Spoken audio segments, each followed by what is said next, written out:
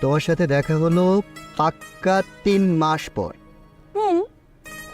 শুধু আমার তো তোমার সাথে দেখা করে ভীষণ ভালো লাগছে। আচ্ছা, আমার সাথে দেখা করে তোমার কেমন লাগছে? আমার খুব ভালো লাগছে। জানো, আমি আজকের দিনটার জন্য অপেক্ষা করছিলাম। আচ্ছা, তারপর বলো তোমার কথা।